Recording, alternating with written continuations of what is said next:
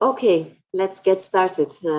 Good morning, everyone. Good morning, dear members and friends of POLIS, and a warm welcome to this kickoff webinar of our brand new Public Transport Lab webinar series discussing the role and recovery of public transport in a post-pandemic world, where the transition to more sustainable urban mobility actually will be more urgent than ever. It's clear that public transport is at a crossroads, and as services begin to bounce back from COVID-19, their role in our green recovery hangs in the balance. How can we ensure that public transport continues to help cities and regions to meet sustainable mobility targets and comes back stronger than ever? We are on a mission to find out.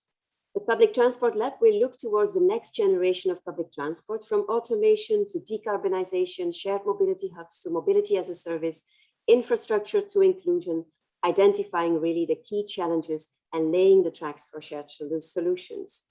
Public transport has been hit hard by the pandemic, that's clear, and across Europe, lockdown regulations cut ridership to 10 to 15% of previous levels, weakening public confidence in transit options with devastating financial repercussions as well.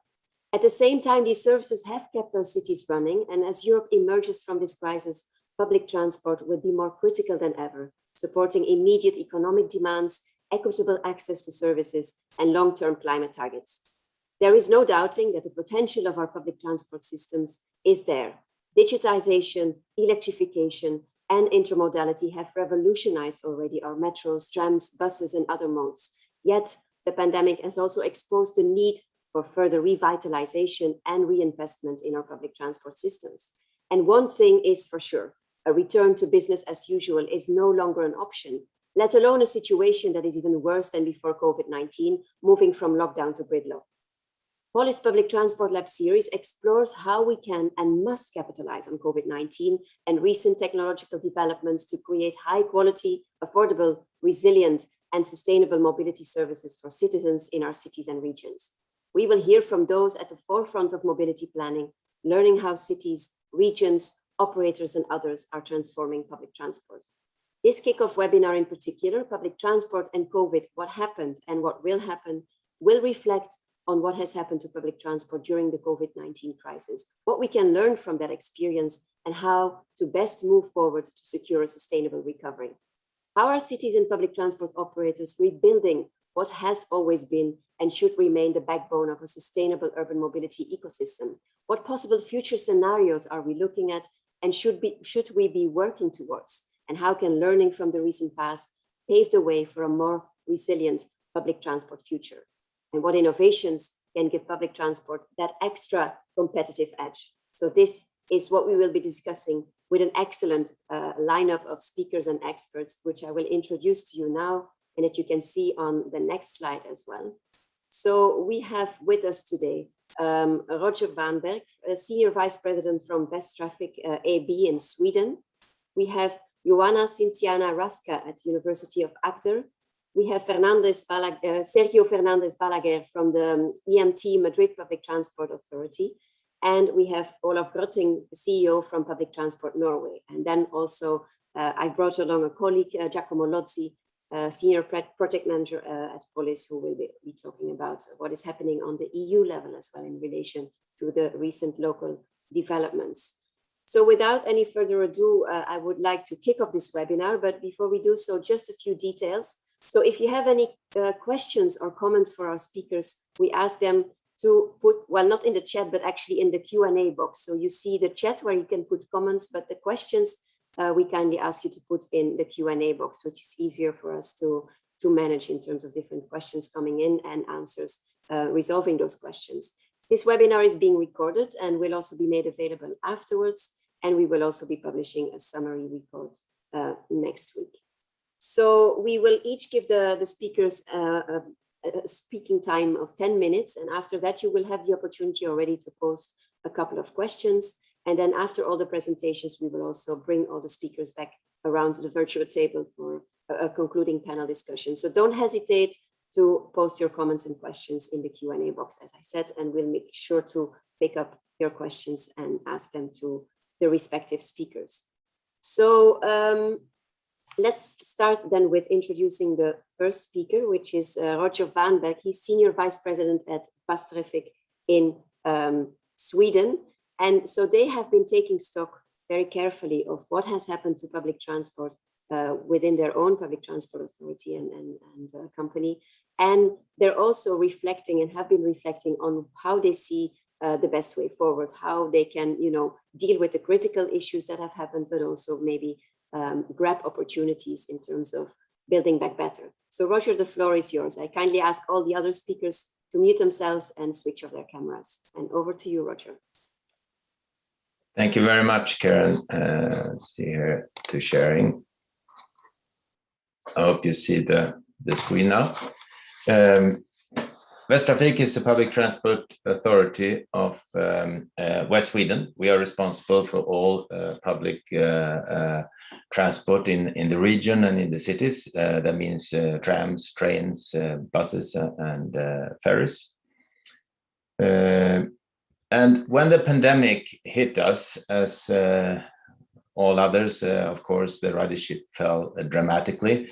It fell basically in a couple of days in March 2020 with 50%. We also had problems with drivers that were not feeling safe to go to work.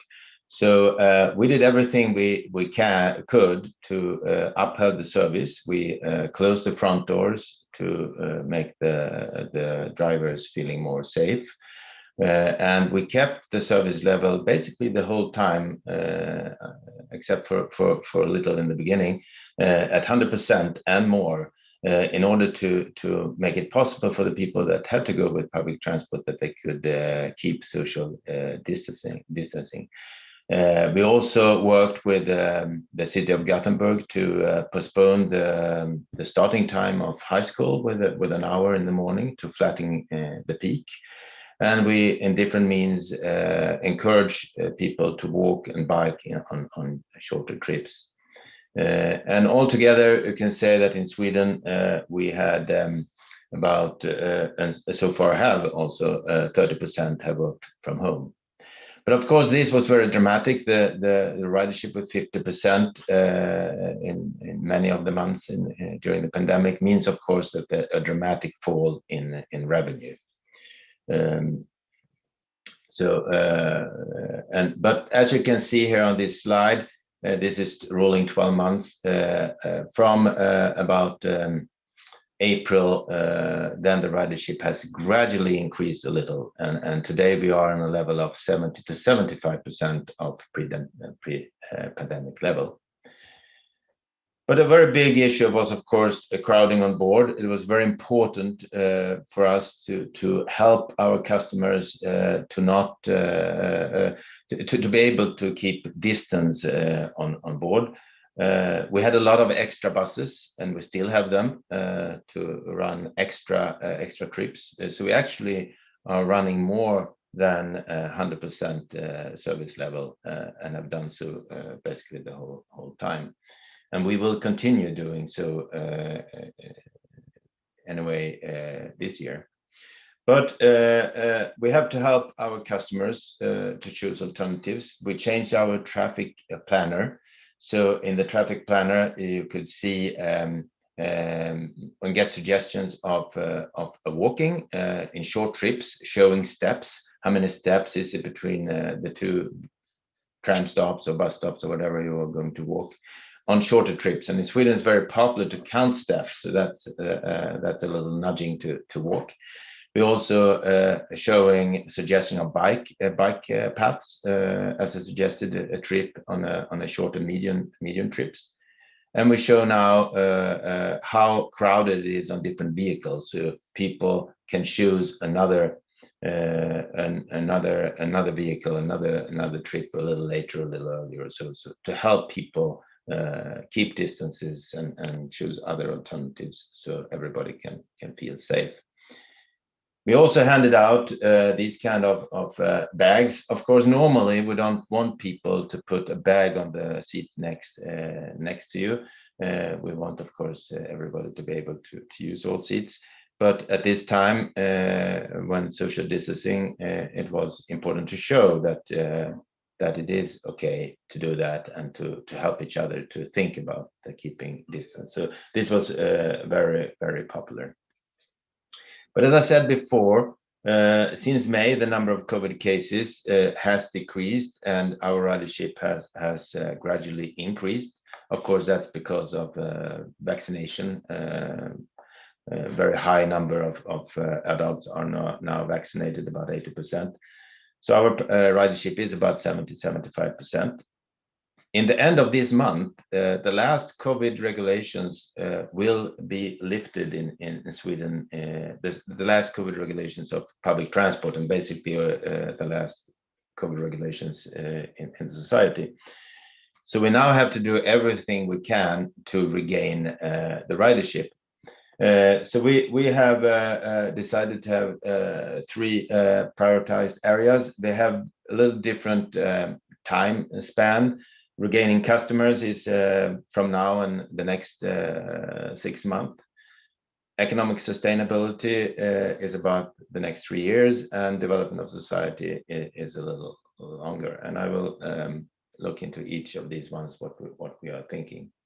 So we have to do everything we can to regaining the customers, and we must make them feel that they are welcome back to public transport, and that they can trust that they are safe to go on with public transport. So we will clean more than we have done before, and also, of course, telling and showing that we cleaning more. We of course helping them to avoid crowded vehicles, as I said before. We will introduce free trial periods in different campaigns. This is a very successful campaigns we've had in the past, and we think this is a good way to get people to come back to public transport. We introduce a new flexible ticket that is for people that are working part-time home and part-time at work. We believe that a high portion of the people that are now working at home will continue to work part-time at home. That's a lot of surveys that indicate that, and that's important for us to then have a ticket that is targeting this group. And we will have a lot of campaigns, different offerings in the pipeline. And because of the now it's decided to lift all the regulations in the end of the month, we will start this basically middle of the and definitely in the beginning of October to do all these things, and try to reach as many as possible to come back to us. In a little further, if you look at the next 3 years, when we see at the pandemic, we have of course lost a lot of revenue, as I said before. But it's also that we have higher fare evasion. During the pandemic, we closed the front door, as I said. That means that people are boarding in the back door, and we didn't have during many months any ticketing inspection, so the fare evasion has gone up. So now we have started to open front doors with safety barriers for drivers. So most of the buses outside the city of Gothenburg have opened the front doors. We decided to gradually close the boarding in the back. In some areas that was allowed before, but we're closing it, and we increased ticketing inspections. So this is all different, and we see that immediately that this actually increased the revenue. And at the same time, we look at our operation to see what we can make more efficient, where we have parallel traffic and so on. So we can decrease some of the costs. But during the pandemic, sustainable travel have lost grounds. The market share for cars have gone up, and we must regain the market share for public transport, for walking and biking. We must steer towards more sustainable travel. And this year, we all have been reminded that the climate change is happening, and we must do everything we can to stop that and to steer it to better. And one of the things we have decided is to electrify all our city traffic, all the buses, and all our long-term goals remain. In the coming years, all our city traffic will be electric. We are rolling it out. It's not a vision anymore, it's a plan. Last year, during the pandemic, we got 146 new articulated electric buses in last December. We have awarded contract this year with 175 electric buses. And we will, in the coming years, in all our procurement of the traffic, transform all the city traffic to electric. Yeah. But we cannot do this alone. We must work with our other stakeholders, like the city of Gothenburg. We have to use the land more efficient as possible, to prioritize people and not vehicles. So we have to work a lot with others to get that happening. And I think it's important to conclude here that all major trends here in Sweden and in the world are basically the same as before the pandemic. We still have the climate change, as I said before. We still have the urbanization and a lot of other trends. So our long-term goals remains. Our investments in electric buses, in electric ferries, trams, and trains continues. We will probably have a little lower ridership compared to pre-pandemic due to that some people are going to work part-time at home. But from there, we must and we will increase the ridership with public transport and increase walking and biking. This is necessary to get an attractive and sustainable city and region. Thank you for listening. Thank you very much, Roger. A very interesting presentation indeed, and also hopeful when you say that 70 to 75% of public transport is back right now.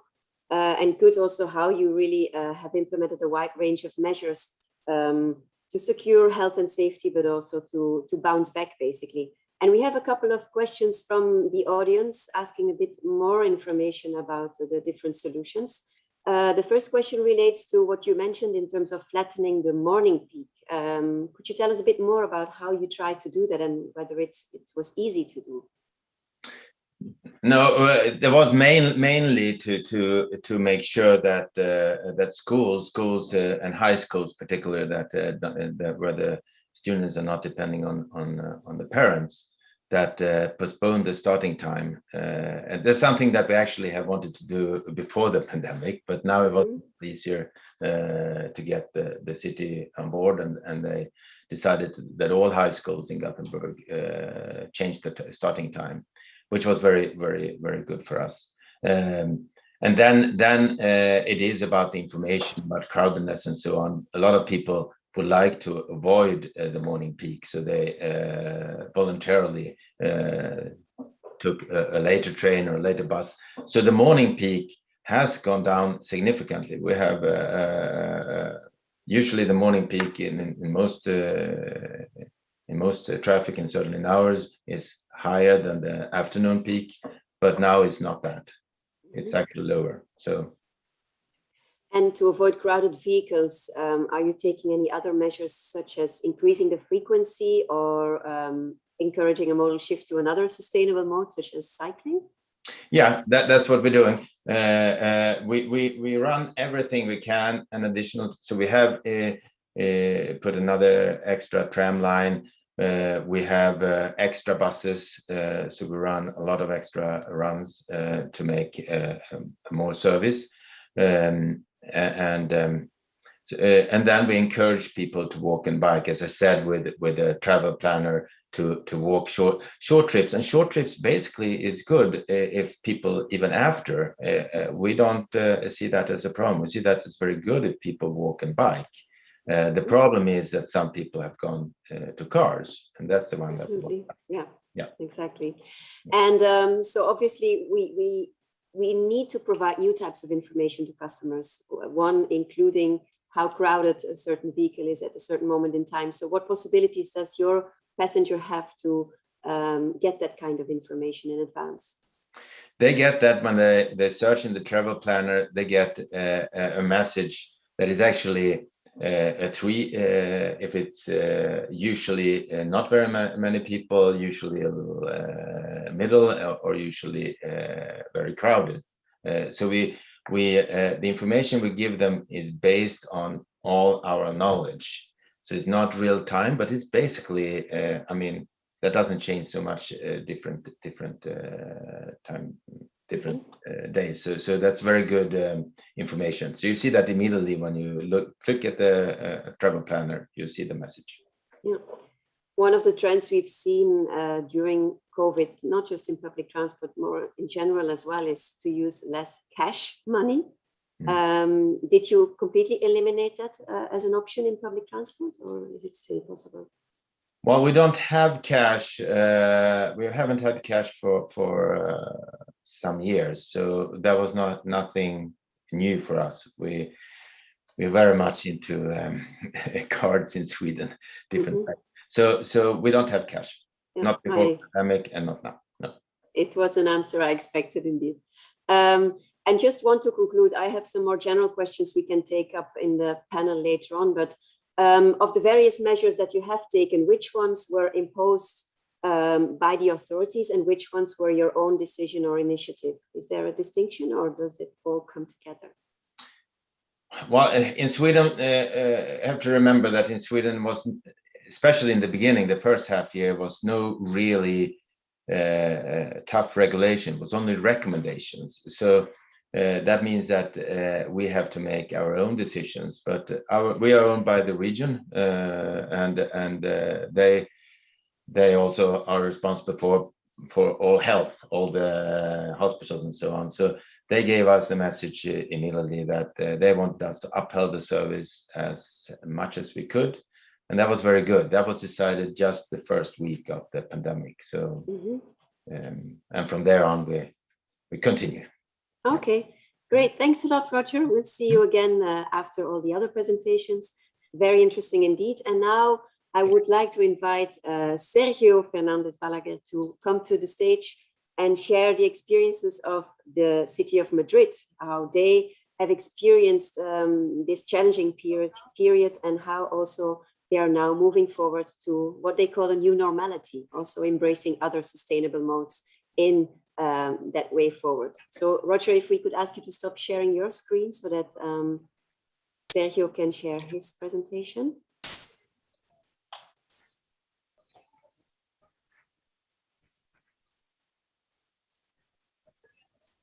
Well, in the meantime, hello everyone. Good morning. Isabel, can you overrule the screen sharing of I'm not used with yeah, it should be on top that you can click stop sharing. And otherwise, I'm asking my colleague if... That's it. Okay. Thank you, Roger. So let's go for it. Can you see the screen in presentation mode? Yes. Yep. Okay. Well, thank you, Karen. Thank you, POLIS, for this opportunity. And good morning, everyone.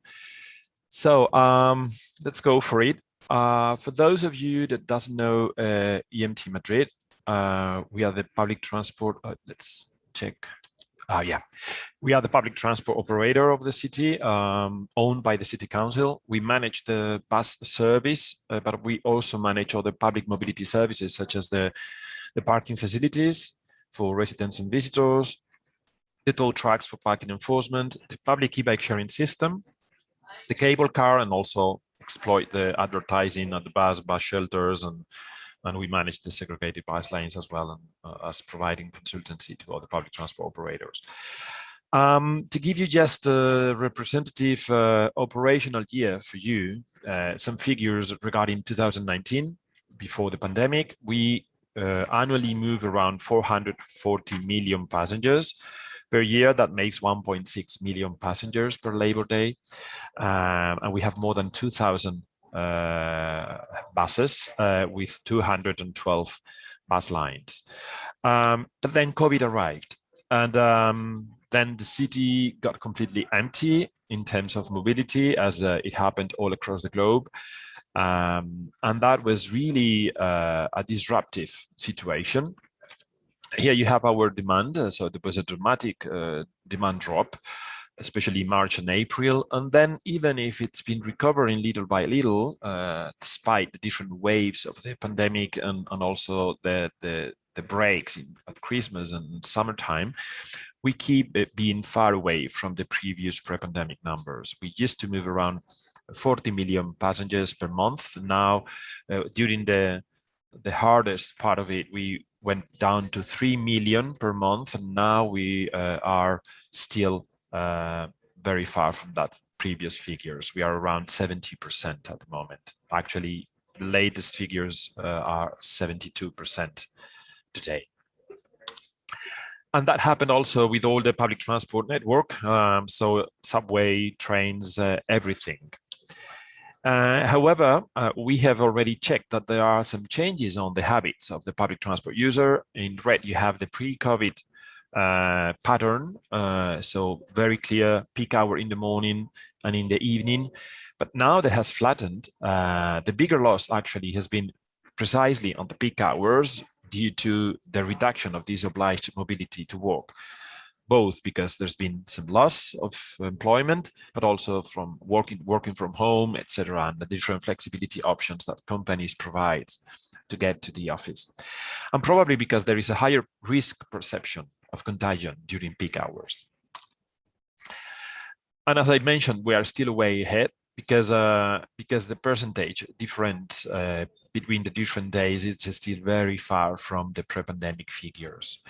And we are not really sure if that will remain stable in time, so that we are facing a real change in mobility patterns, or it's something that temporary that will change and came back. Regarding cycling, there was also quite a big change, especially after the de-escalation. The moment in which we have to stop the service of the bike sharing system due to different aspect we need to fulfill about safety and security and inspection. But then as soon as the escalation started, the number of users raised a lot, and very shortly the demand exceeded the previous year. We also noticed that the leisure use of cycling increased from 7 p.m. onwards. And what we are facing very troubled forecasts and challenges, because actually there are some studies noticing that many people will shift towards private car use after the COVID, and will remain the most important mean, let's say, or people will really think twice before taking or getting back to public transport. So which is the objective? To recover the public transport trust and users' trust. And to get this, we are trying to look COVID as an opportunity to prioritize people. That means our users, to make the public transport offer more accessible, closer, more attractive, more efficient, to reinforce the respect to the different rules and civism, and emphasizing safety and materializing commitments, either because joining forces with other stakeholders or promoting cooperation and solidarity. So from the management perspective, we need to prepare operational response, technological response, social response as well, and also emphasizing communication, both external and internal.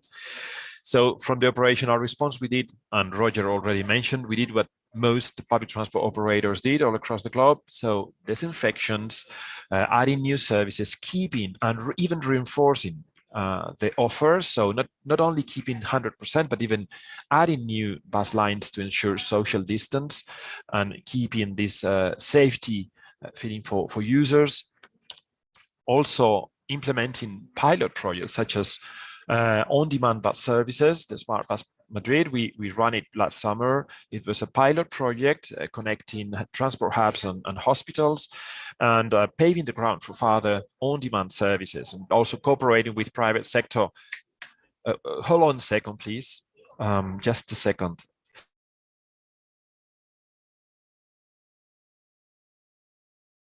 Thank you. Cooperating with private sector, especially with these companies I'm pointing out down on the slide.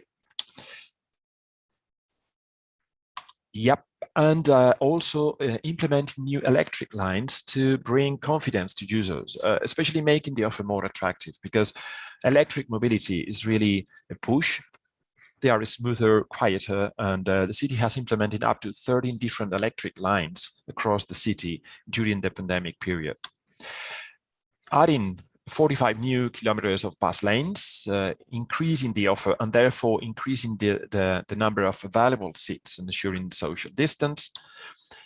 Then shifting towards technological response, pushing the second generation of our mobility as a service app, Madrid Mobility 360, which as a novelty includes the occupancy level of our buses, and then providing an additional, let's say, an additional possibility if you don't want to take that bus. So adding additional routes or additional informing you about the additional buses with lesser occupancy.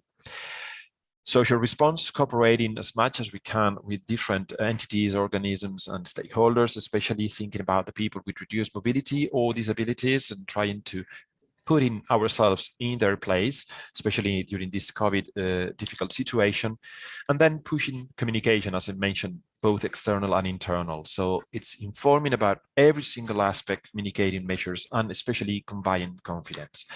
So even on buses, out of the buses, bus shelters, we forbid the cash payment and we pushed the cardless payment in all our fleets. Now it's fully implemented, bringing additional advantages for cycling users of the bike sharing system, sharing all this knowledge and experience with different networks and organisms as well, and promoting this internal communication, both protocol level, informing, setting special channels, keeping the mood and thanking all the effort, all the employees, and providing also the different individual certificates in case we need to move, displace, etc.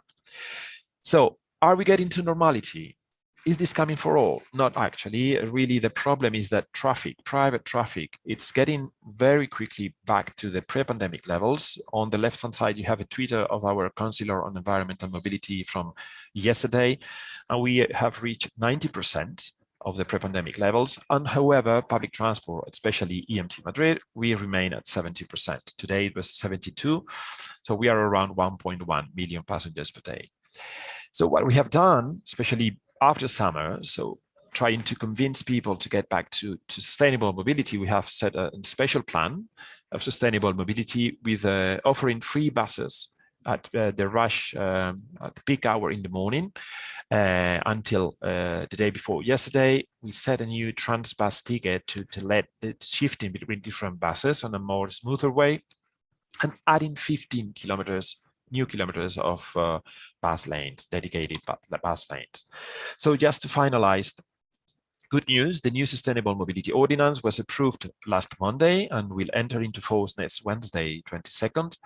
And among other measures, this new Sustainable Mobility Ordinance includes the possibility of setting on-demand bus services. So we are trying also to make it more flexible. And we hope that it will be also a before and after situation, because it adds also plenty of initiatives regarding the personal mobility vehicles, cycling, for instance, for the promotion of cycling, the possibility of going both ways in streets with a speed limit at 20 kilometers per hour, and many other measures linked to sustainable mobility. So final takeaways, there's been a reduction in mobility in general, an increase in private vehicles and a decrease in the public transport, also an increase in individual shared mobility modes, increase in walking. Actually, for EMT, 13% of the trips were less than 1 kilometer, and we think that much of those trips are currently being done on foot. Also, people is trying to have a more active life locally. That means neighbor level life, so that also reduces mobility. And there's been an increase in working from home and time flexibility, and also may lead also to a change in lifestyle. So which of these changes will stay permanently? We don't know, really. And we don't know if that will influence also the willingness of owning a private car. And probably we will have to verify if the current public transport model is still valid. So thank you. This was my observations. I hope you find them interesting. And thank you, Karen. Thank you, POLIS. Absolutely, Sergio. Very interesting, and thanks a lot for your presentation. It's really good to take stock of the situation right now, as we hopefully are gradually coming out of the pandemic and see how we have to move forward. So I see there are a couple of questions for you. I will merge two questions because I think you also partly actually addressed it in your presentation. So there's a question around intermodality or multimodality and the link with cycling and walking, for example. Maybe you can touch or provide a bit of additional detail compared to what you already mentioned about BCMAT, about the MAS app. And also in relation to that, there is a question in terms of cooperating with the private sector, such as micromobility providers. You have your own public bike share scheme, but what about the private sector? Maybe if you take those two questions together, Sergio. You're muted. Yes. Yeah, okay. Yeah, regarding the private sector, we have had quite a fluent relationship with them, especially during all the process of implementing the Mobility as a Service platform. We don't have specific agreements with micromobility providers. Indeed, and we have been discussing this topic in other POLIS events, micromobility is at the same time a big ally for personal mobility, but it poses also some challenges at city level, especially when thinking about the parking of these devices and the interference with pedestrians mostly. So there's been some pros and cons in this process. Now, this new sustainable mobility brings some additional advantages for these micromobility services, which I hope will solve partly, at least partly, the problem, because it will promote the implementation of parking areas on the street, on the road, so not on the pathways, but on the road. So keeping it as a vehicle, and that will remove some problems. What was the second question? Yeah, it was about multimodality and intermodality. Yeah, that question we didn't address yet, but so yeah, we can quickly touch upon that, but maybe it's something we can also take to the panel as it's something that concerns everybody. But whether how you address the fact that if you don't allow cash payments, you might marginalize some people who don't have the means to pay otherwise. Yeah. I mean, that was a debate also we had. The truth is that very few people pay with cash. Now that we have all these cashless functions, there is really no need of having cash. It is true that there might be a minor percentage of population which may be marginalized because they can't pay with cash, but the truth is that more than 75% of public transport users in Madrid were already using a card, the monthly ticket. So we don't really consider this will be a problem so far, actually. But yeah, the risk is still there. We haven't reached this 100% cashless payment as in Sweden, but I think it's something that will sooner or later arrive. Okay, great. Thanks a lot, Sergio. We will move on to the next presentation now. We'll see you again afterwards. And the next presentation is from Joanna Cinciana Rasca from the University of Agder, and she has done research together with her colleague Karin Marpizza from the Austrian Institute of Technology, and they've looked at several case studies in terms of ridership changes in public transport during the pandemic. So the concrete examples of Vienna, Innsbruck, Oslo, and Agder, and are also drawing some conclusions from that. This presentation is recorded, but we do have the speaker joining us live for Q&A afterwards. So I'm looking at my colleague to get the presentation rolling. Good morning, everyone. Here we are, 1.5 years after the start of the COVID-19 global pandemic. With the successes and mistakes we all witnessed, it is important to learn from the past in what concerns public transport management in a pandemic scenario. My name is Cinciana Rasca. I'm a PhD research fellow at the University of Agder in Norway, and I will try to present to you today the results of the study made by me and my colleagues Karin Marpizza from the Austrian Institute of Technology and Bernd Peter Ischwanitz from Vienna Linear on this topic. In a normal situation, public transport is considered one of the most sustainable transport modes. It helps communities stay connected, and it's a key element of the accessibility of the workforce to the place of employment. Only we are not running on a business as usual scenario today. When the COVID-19 pandemic started and the number of cases grew at an alarming rate, public transport lost its positive standing. To try and curb the spread of the virus, governments imposed measures such as mask wearing, social distancing, and even banned totally the use of public transport for non-essential trips. But how much did COVID-19 affect public transport? In Europe, measures varied from country to country, as did in the rest of the world. As researchers in the field of transport, we were curious to understand the differences in how European countries managed the pandemic and if the regulations they imposed were effective. But most importantly, we wanted to know how public transport was affected. For that, we took two very different countries, Austria and Norway, and studied the regulations they imposed for the pandemic management, the impact these regulations had, and in urban settlements of different sizes. And we also tried to identify the lessons that should be learned as an outcome. For the purpose of the study, we selected the cases of Agder region in the south of Norway and Greater Innsbruck area in Austria as representative examples for networks of small cities and towns.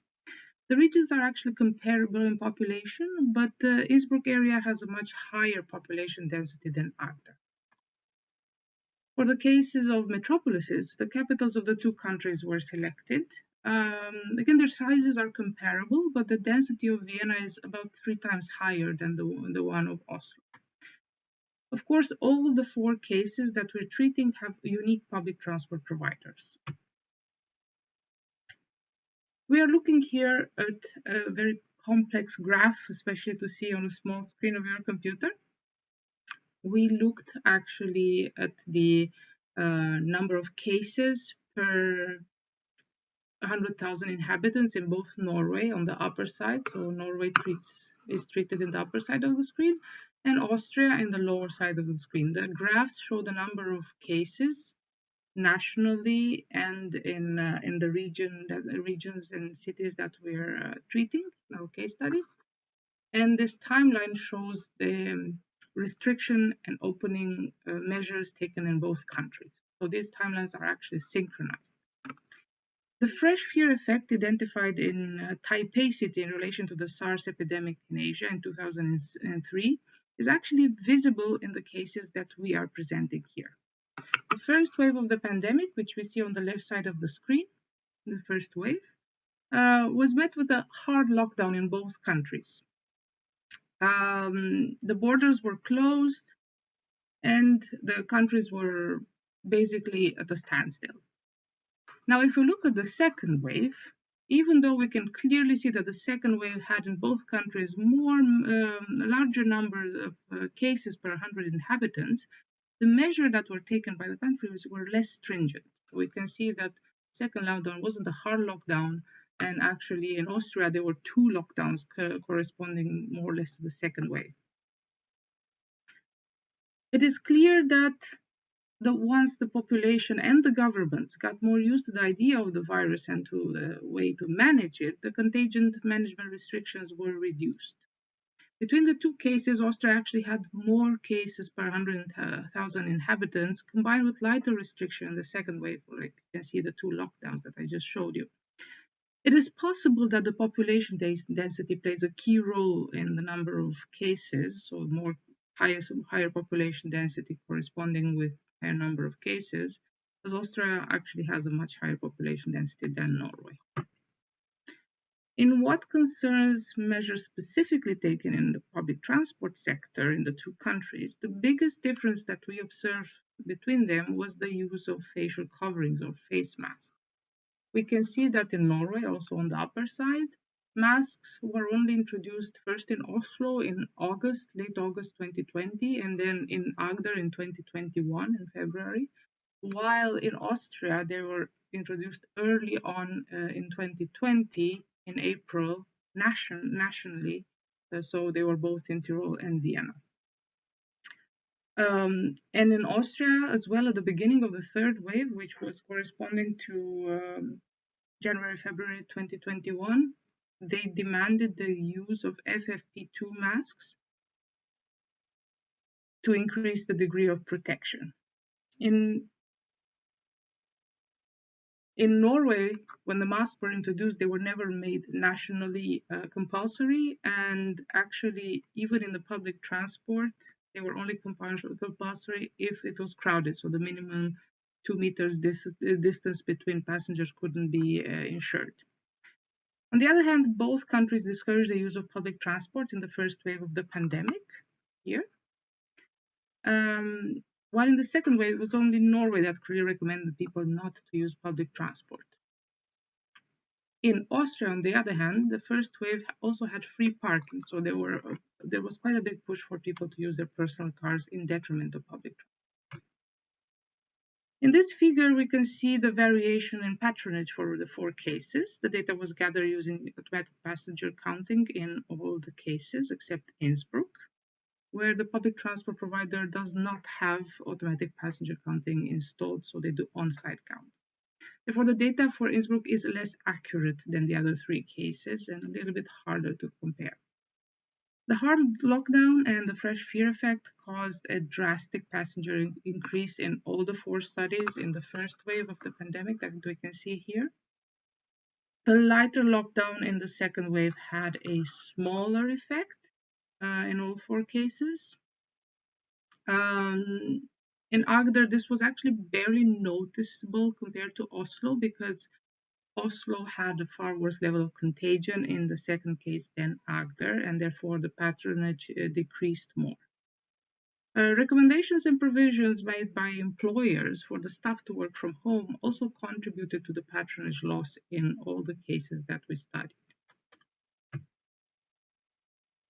We only got data for the income and monthly ticketing income variation from the provider in Agder, Akote.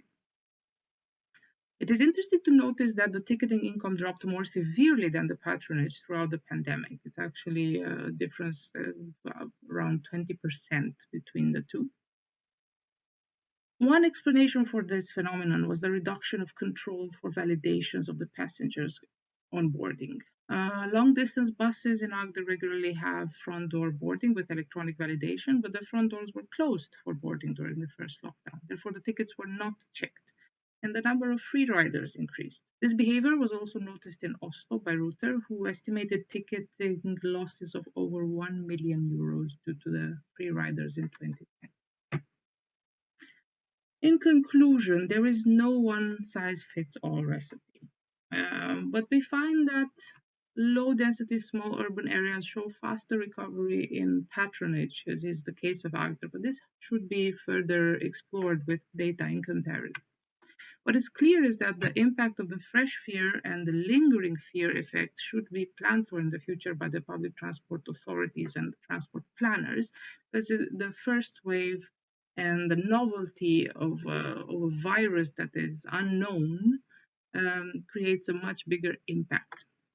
Data on mode choice shift is essential to understand the reasoning behind renouncing public transport. Now, the main limitations are the availability of detailed and standardized data sets between the cities. And there's also a gap in research on wearing facial masks and the perception of safety from contagion public transport. Thank you very much. And if you want to check more about the study, you have the link here. Thank you. Thank you very much for this presentation. We currently don't have questions specifically for your presentation, Cynthiana, but we'll see you then again afterwards in the panel, and maybe in the meantime, we will still have questions coming in. So at this point, I suggest then we move on straight to the next speaker. Thank you. Which is Olof Grøtting. She's the CEO of Public Transport Norway. And they have done a very interesting exercise in terms of the future of public transport in Norway by 2025. So they've looked into the implications of changing travel patterns and the role of public transport as an engine for economic and social development. So Olof, the floor is yours. Thank you. And now I just have to share my screen. Can you see Can you see this presentation? Yes, we can see it. Fine, very good. Thank you for having me. Good morning, everyone. I would like to present our report, Future of Public Transport in Norway 2025. My name is Olav Grøtting. I am the CEO of Public Transport Norway, and we are the association for the PTAs in Norway. I would like to say a little bit about this report's background, the scenarios, a little about the implications and criteria for success. And also, I would like to mention financing public transport in the future, which is a big concern for us. We realized very early the pandemic would have long-term effects on our sector. We spent the pandemic, it was a crisis, a lot of work, of course, but also preparing for those changes, making us better equipped to adapt to main drivers, which is, as you know, sustainable development goals. We also could see 3 disruptive shifts. It's customers' behavior, technology, and the poor economy in public sector. And of course, the long-term effects of COVID on traveling habits and customer expectations. The objective is that we wanted a shared frame of reference for this uncertain and changing future. We wanted to establish a shared language and to tell stories about this comprehensive future. And we wanted to strengthen our members' ability to make good, informed, strategic decisions. So let's have a look at these scenarios. We started with a lot of drivers, more than 60, and we involved the whole public transport industry. We had a lot of workshops, interviews, involved professionals, and we ended up with 2 key topics. These key topics are the customers' travel habits and the role of public transport, which were identified to make this scenario picture. You see on the horizontal, in this figure, on the horizontal axis, the customers' travel habits. And on the left side, the customers haven't changed habits. On the right side, they have changed a lot, driven by the pandemic. The vertical axis is the role of public transport as community developer. And on the top, we, the public transport players, are the agents of innovation for sustainable mobility. On the bottom, we are just traditional transport players. And this ended up in 4 different scenarios. I'll start with the one on the top right. That's the mobility revolution. The customers have changed. We have changed. We use the technology and become the agent of innovation. On the left-hand side, on the top, we find number 4 scenario, which is individualized on the surface. The customers haven't changed. We have changed. But even if we are agent of innovation, also in this scenario, this will make a little bit different scenario, as the customers are still traveling in the busy hours, in the peak hours. Down on the bottom, we can see the fragmented mobility service on the right side, where the customers have changed, we haven't changed, and we are less relevant. Private actors come to take the customers here. On the left-hand side, back to basic, I think this is the scenario we don't want to be. We haven't changed, the customers haven't changed, and also it could happen that you have come with a new regulatory framework for ITS, and that makes it more difficult for us to sell the tickets. So we are a less relevant instrument in this scenario. But the very important question is how to use the scenarios to help us succeed. So let's have a look at the implications and criteria for success. We looked into 5 different roles for the public transport players. Depending on the scenario, the public transport players have different roles that are most relevant to focus on in the future. And if we have a deeper look into scenario 1, it's our dream scenario, I think. The mobility revolution. We have changed, the public transport players have changed, the customers have changed, and the relevant roles for us will be a community developer, a large-scale public transport company, and a mass platform player. The winning capabilities are capture and utilize big data, to be professional in the interface with private players, but also as a partner for public authorities. We need more flexible contracts, and we need to be more market-driven. This means we have vast opportunities for the public transport players to innovate. And we also, but on the other hand side, we have considerable expectations from politicians and inhabitants to deliver. So I think this will be also a very difficult scenario. I'll just be very short on scenario 4. Our relevant roles will be community developer and a mass platform player. You could have a look at this report on our website. So please, if you're interested, there is very interesting scenarios here. And on scenario 2, the fragmented mobility service, our relevant roles will be community developer and infrastructure provider. And in this back to basics scenario, where we don't want actually to be, we only end up as a mobility advisor.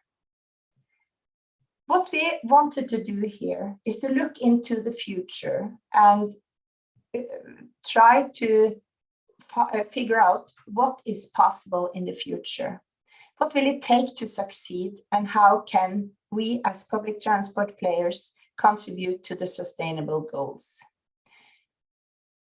So I think all the PTAs in Norway, or most of them, are using these scenarios in their strategies. But we are also very concerned about the financing in the future of public transport. So we started this project, Revenue Potential. First, I have to say something about the compensation from the authorities through the pandemic. It has been absolutely very crucial to us. They have compensated us for all our losses, and it was crucial to public transport as a socially critical function, and also to maintain infrastructure and expertise.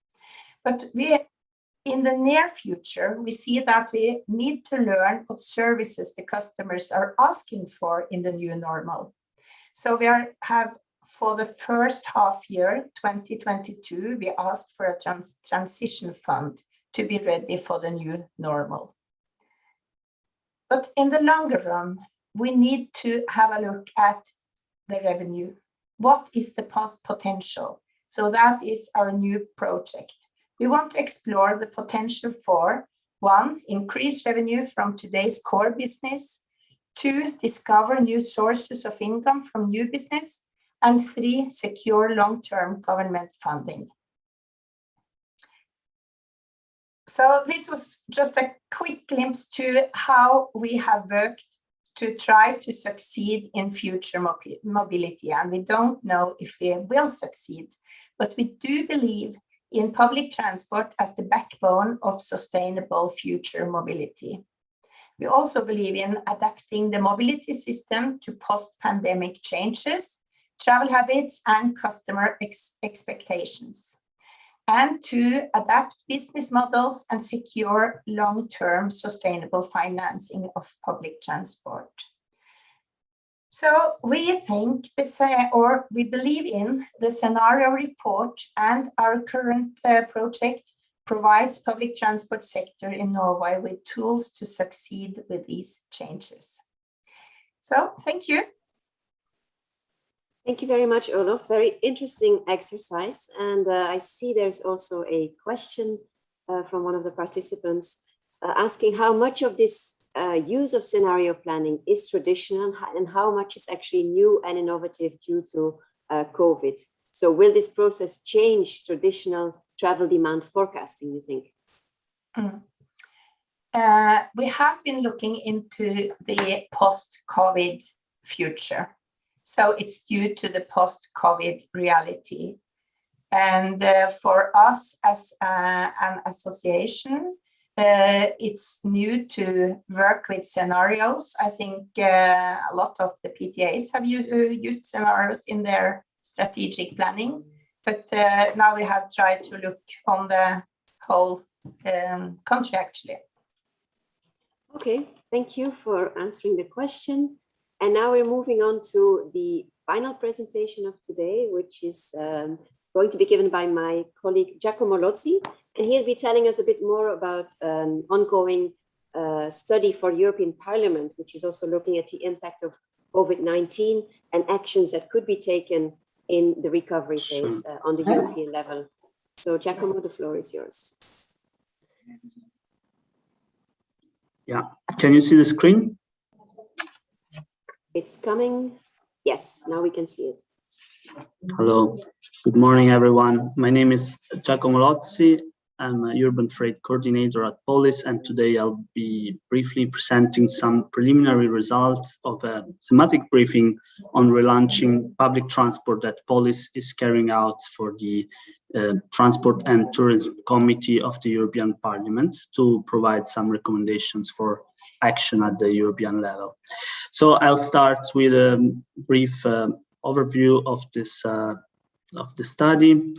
And then I will go through the various elements that we have identified, which are in brief impacts and trends, opportunities for innovation, finance and investments, and governance. So the study is called Relaunching Transport and Tourism in the EU after COVID-19. And it has been commissioned by the European Parliament, and it's been carried out with Pantea and the University of Roma 3 and POLIS, of course. So the objective, general objective, is to examine the repercussions of COVID on EU transport and tourism, and to provide policy recommendations to address the challenges. This is one of the briefings. We have many more on transport workers, for example, on aviation and tourism. So we are now focusing on this one for this particular presentation. And in order to do that and to make it more concrete and also more specific, we have undertaken a consultation both with sector associations and with some POLIS members that have first-hand information and experience about what the pandemic has entailed for the sector, and so what are the measures that public transport authorities are taking to relaunch public transport. So this is the list of open questions that we used to guide our exchange.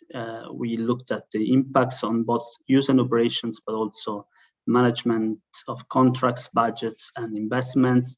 We looked at the barriers and enablers, and the also very importantly expectations, attitudes, and traveler behavior.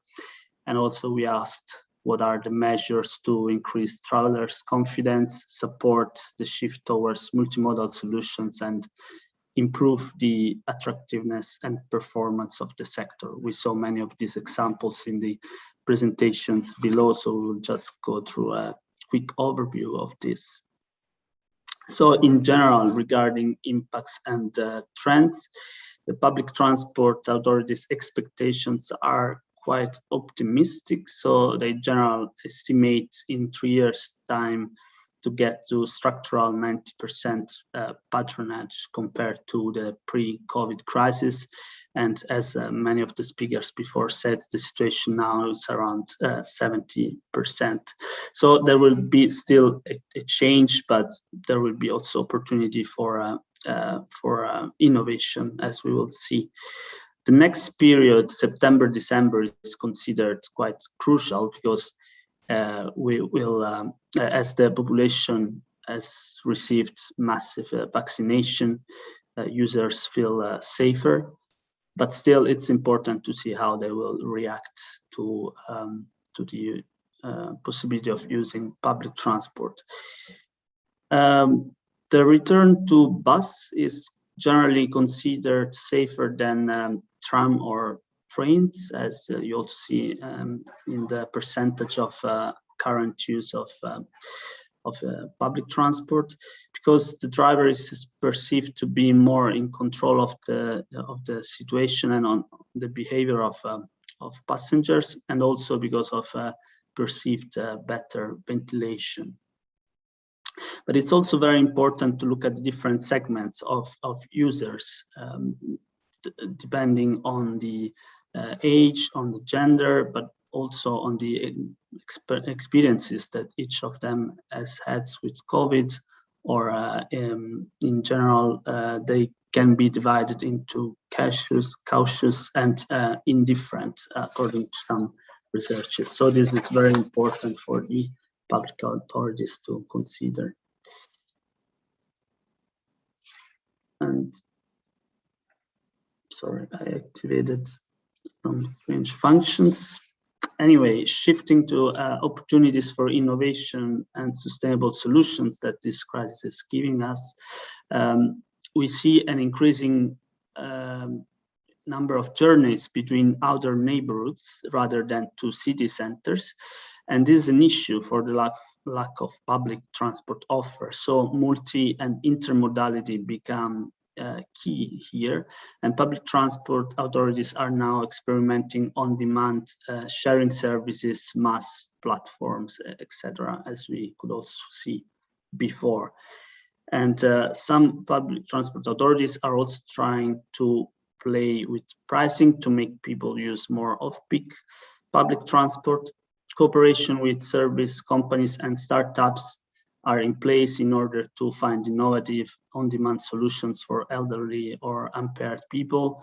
And there's also an increase of amount of information that operators are making available real time or not to users to give indication and guidance, although in some cases it's important not to give the message that the public transport is too crowded, for example, as you see here. Going to finance and investments, in 2020, normally losses were covered at least partially by national governments. We also see that for 2021, there are still losses, and anyway, the national government still want to stay on short-term negotiation instead of a long-term perspective on how to change the funding mechanisms. So in some cases, there will be reduced timetables, but this again can give an opportunity to integrate multimodal and on-demand solutions into the general public transport offer. So the challenge now is to maintain the same level of investment, to renew the rolling stocks, making them greener, safer, cleaner, and more reliable. But so the question is how to finance this transition in view of decarbonization, digitalization, and increase and diversification of the offer. Compensating losses by raising taxes or fares is not really an option, both for political and practical reasons, since we want to bring people back to public transport. So a fundamental and stable solution for public transport funding is needed. So although the European Union allocates resources for electrification and digitalization, at the moment there is not an organized one-stop shop way of getting these budgets that are fragmented across different programs, institutions, and instruments. So in many cases, the authorities that actually spend the money and do the investments and manage the public transport are not able to fully control this funding and have to negotiate the access to them also through the national governments. But however, the public transport authorities and the local authorities have an holistic approach, are the ones that have the full overview of what happens at local level, and so can shape the best response, considering different aspects beyond public transport planning, but also including other competencies that they have in coordinating policy deployment for sustainable mobility. That includes electrification, softer modes, access regulation, etc. So also looking at the European level, the objectives, the targets of the European Green Deal and the connected, sustainable and smart mobility strategies are very ambitious. As you can see, there's a target of 90% reduction of greenhouse gas emissions by 2050, and the measures are in place to digitalize the measures are planned to digitalize the system, increase multimodality, favor environmental pricing, reduce pollution, and promoting alternative fuels. For example, 13 million low-emission vehicles are expected by 2050, supported by 1 million recharging points. So quite ambitious targets that also include public transport and buses in particular. So just to conclude, the preliminary takeaways about this study is that vaccination increases trust. And we saw that not only for public transport, but this is really a driver for improving the usage by citizens. But also it's important to understand the user's source of concerns and segment the typologies to better shape the response for them. We acknowledge that new lifestyle and habits will structurally change public transport, and so there will be also a different usage of it because of, for example, teleworking. So new business and financing models are needed, but this will also represent an opportunity to integrate multimodal and on-demand solutions. At the same time, it's important to have consistent and convincing campaigns for public transport to convey the message that it's safe and ready to be relaunched. For example, in the Netherlands, there's a campaign promoted by the national governments together with local authorities and operators to have a single message across the country about this. Then EU funding is available as well as policy priorities, but there's the need for dialogue with both the European Union and the national governments on how to change the funding mechanisms in the long term, so to allow public transport authorities and operators to plan and to develop credible scenarios as the ones that we just saw, for example. And then it's important to keep in mind the holistic perspective of public transport authorities and local authorities, because they can use also other tools like access regulation, pricing, charging infrastructure policies, soft modes to support the relaunch of public transport as the backbone of our urban mobility systems. So thanks a lot for your attention, and I'm available for questions. Thanks. Thank you, Giacomo. I would like to invite all panelists to come back to the stage. If you could stop sharing your screen, Giacomo. And I have a question for you to start the discussion. Whether the period of September to December now is only considered crucial with regard to gathering data about customers, or also in view of public transport authorities needing to capture and help nudge the attitudes of those customers.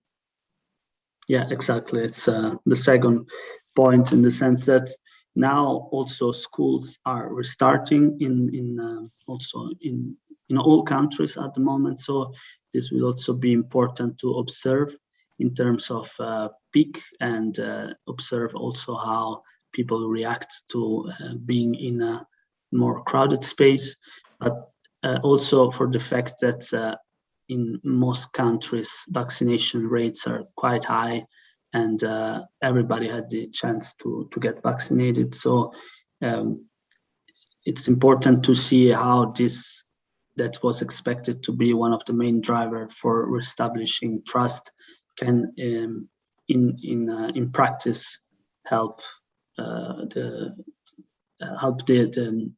use of the like coming back to public transport. So this is a very important period for public transport authorities to see after summer how it goes. Mm-hmm. Okay, I have a question, a general question to all of you, which also links into one of the takeaways you presented, Giacomo, with regards to the holistic view that we need to adopt, and that it includes also carrots, but equally sticks, and maybe less popular measures. Also, when we talk about pushing for public transport, not everybody might be in favor. So what is your largest challenge that you experience when it comes to other stakeholders?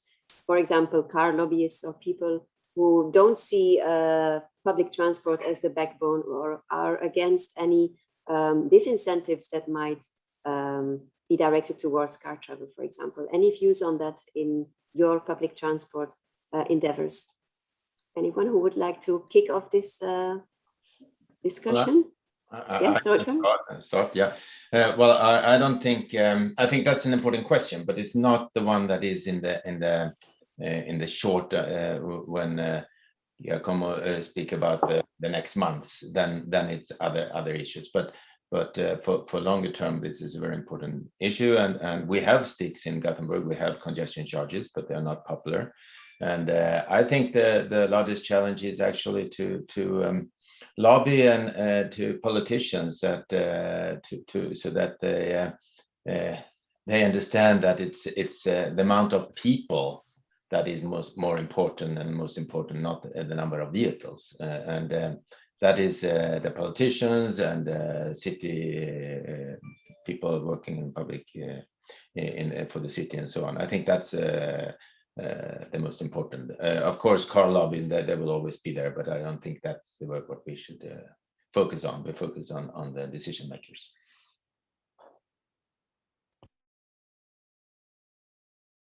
Olof, as a public transport organization, association representing the interests of public transport sector, how do you liaise with other groups representing different interests? Well, first of all, I think we need to cooperate with a lot of other groups for the first and last mile. But I think our main enemy is the private cars, because a lot of people has gone back to private cars, as I also heard from Madrid. And Norway has a lot of districts where the private cars is the preferred way to travel. So I think in the cities, I think the private cars will, well, it might solve itself because it will be too much queue and congestion. So, well, I think that's our concern at the moment. Okay, Sergio, you want to add any views to that?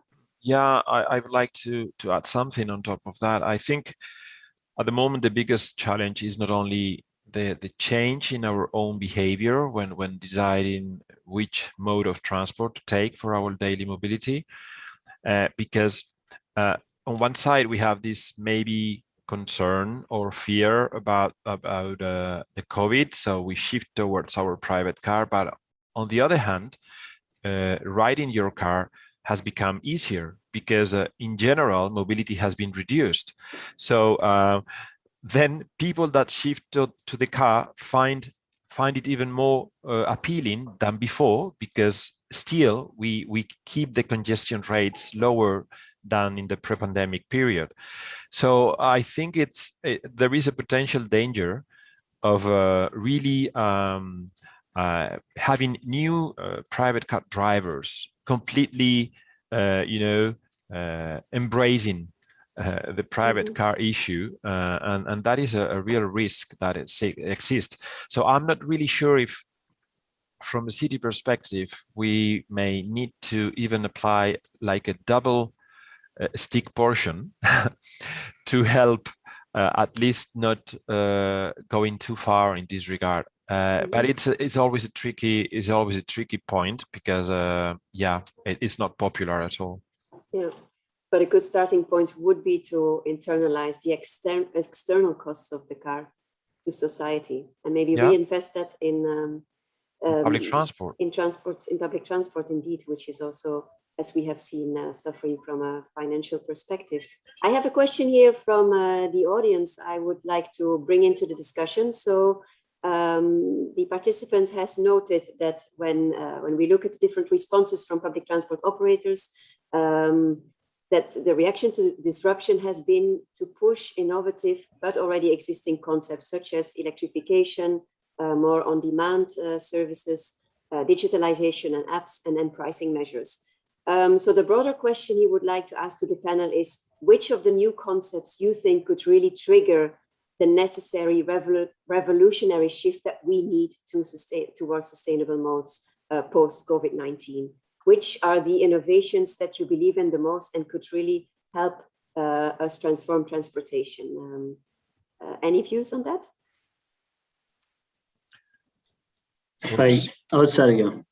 I mean that's the magical recipe. So if we knew really which is the proper combination, we would have the solution. So I think it's probably a combination of all of them, and probably if we combine them, maybe the best result would be to provide as much certainty about the trip. So I think it's the big, like the starting point. Whenever you think about making a trip, what it makes you decide whether to take a public transport or your private car is the certainty about the timing of the trip, and probably the convenience of that trip. If we are able to provide that certainty by using this combination of measures, maybe we will be in a good position to compete. Yeah, I couldn't agree more. And indeed, being competitive to what others still perceive to be the ultimate mode of freedom is something that we will have to do by combining different types of solutions. That's very clear. Giacomo, I saw you had raised your hand before. I don't know if you still wanted to pick up on a previous point or. Yeah, it's still connected to this second question. So what we also heard from talking to members is that the regulation, and in particular access regulation, can be really key, in line with what also the European Commission is asking for. So that we use that as a strong tool to make the model shift. And indeed, the offer is also very important, in the sense that what we saw is that now there are more trips around, like not towards the center, what I was saying before, but also inter neighborhoods.